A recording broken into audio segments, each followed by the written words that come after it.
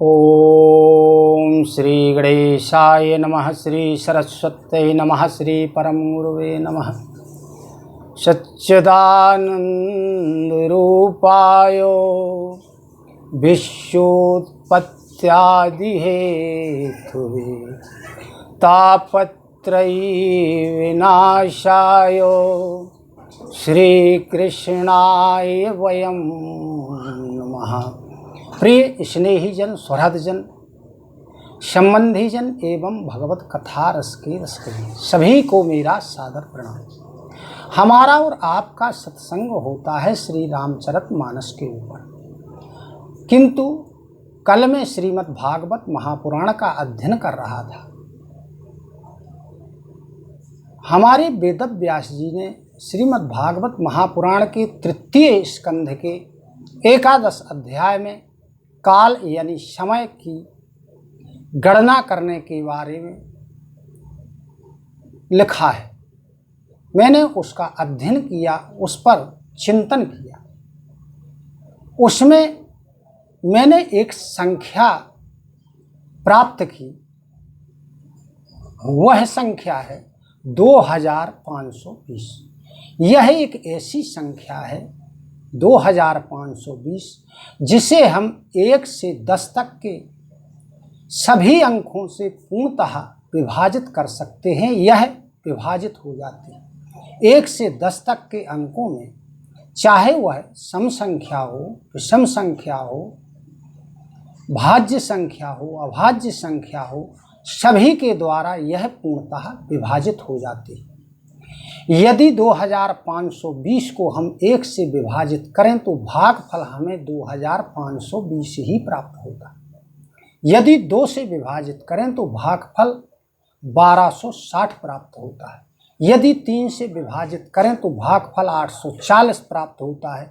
4 से विभाजित करें तो भागफल 630 प्राप्त होता है। 5 से विभाजित करें तो भागफल 504 प्राप्त होता है। 6 से विभाजित करें तो भागफल 420 प्राप्त होता है। 7 से विभाजित करें तो भागफल 360 प्राप्त होता है। 8 से विभाजित करें तो भागफल 315 प्राप्त होता है। 9 से विभाजित करें तो भागफल 280 प्राप्त होता है।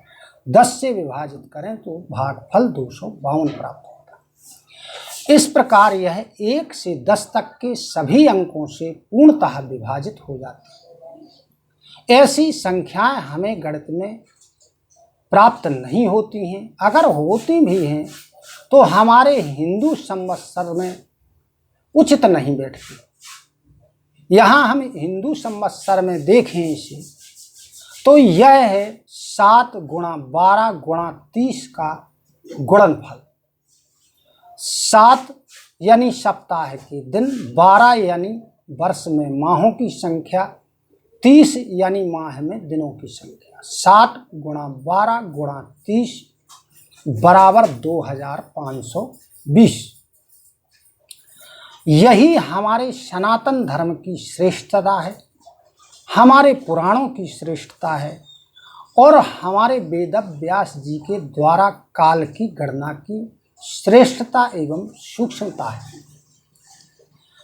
हमारे जो छात्र छात्राएं हैं वह संख्याओं पर अध्ययन करते रहते हैं, मनन चिंतन करते रहते हैं। उन्हें प्रतियोगी परीक्षाओं में उनकी आवश्यकताएं होती हैं।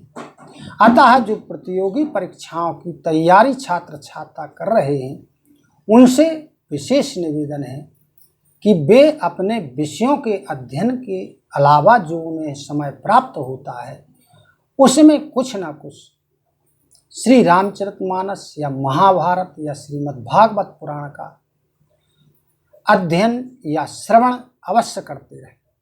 यदि हमें अपने धर्म के बारे में समझना है तो महाभारत, यदि जीवन जीने की कला सीखनी है तो श्री रामचरितमानस, यदि हमें सर्वांगीण ज्ञान प्राप्त करना है तो श्रीमद् भागवत महापुराण हमें यह प्रदान करते हैं।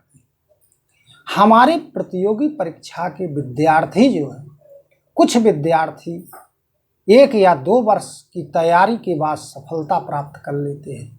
कुछ विद्यार्थी 7-7, 8-8 वर्ष प्रयास करने के बाद भी उन्हें सफलता प्राप्त नहीं होती। अतः अपना धैर्य बनाए रहें, अपना कार्य पूर्णतः ईमानदारी एवं निष्ठा के साथ करते रहें।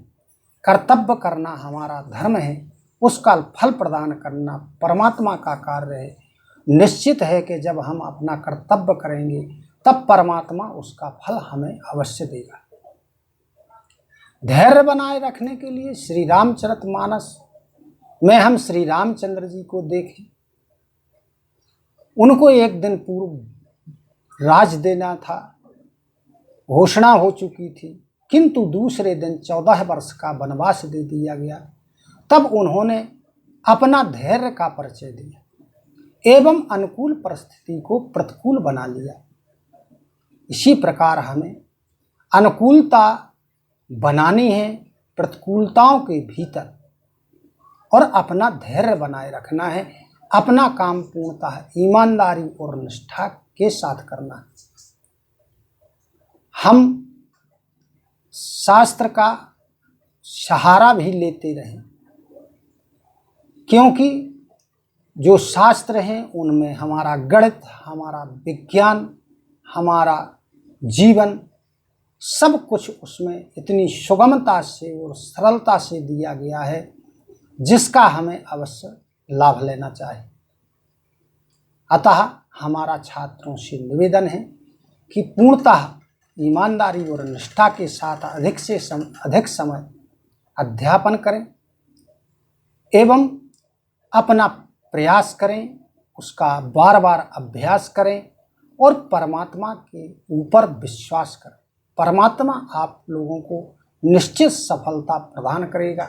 इसी के साथ जय सिया राम, जय श्री कृष्ण, धन्यवाद।